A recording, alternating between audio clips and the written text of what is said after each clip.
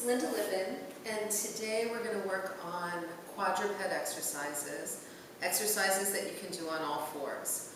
Quadruped exercises are really useful for building arm strength, hip and leg strength, and back and abdominal stability. So the first thing I'm going to have you do is actually get onto all fours.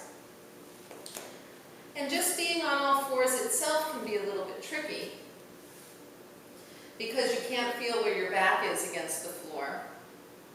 And you need to get your arms and your legs under you, like the legs of a table, where they can really give you some support.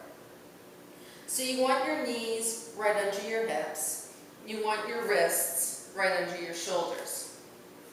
You don't want to be too far forward or too far backward in either set.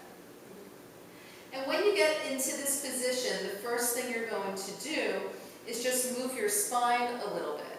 And as you exhale, you can round your spine. And as you inhale, you can extend your spine. And you want to do that a few times just to find middle ground. You might remember in my pelvic stability video, we do a similar thing on your back to find middle ground.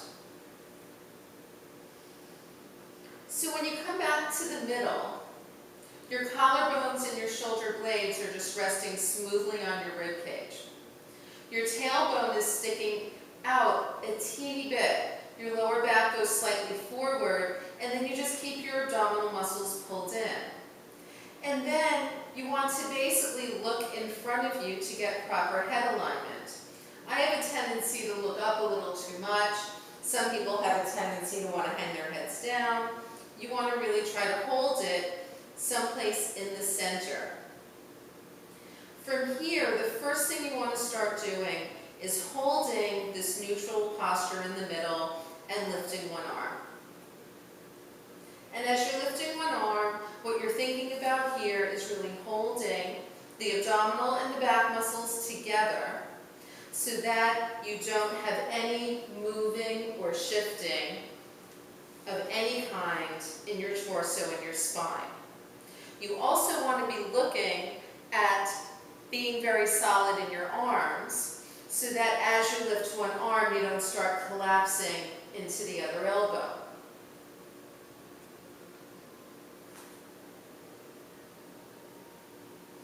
After you do that a few times, you're going to play around with lifting your leg.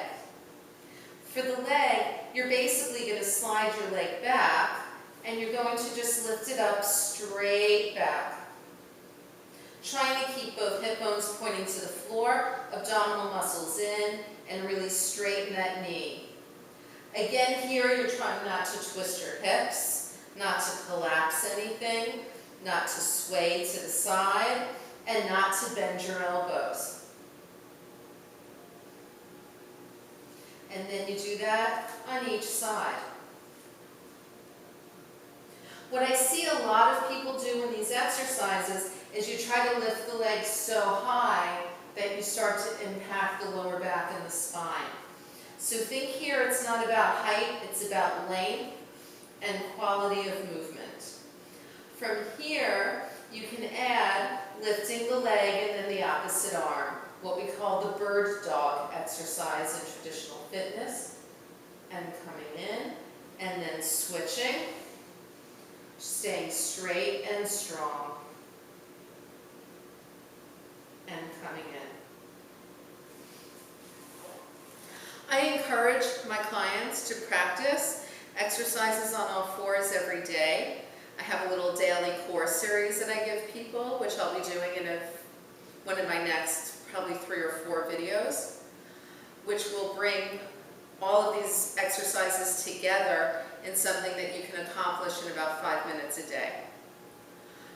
I'm a fitness professional, not a medical professional, so if you have any questions about whether you should or should not be exercising, I suggest that you see your physician and get his or her clearance before starting any exercise program.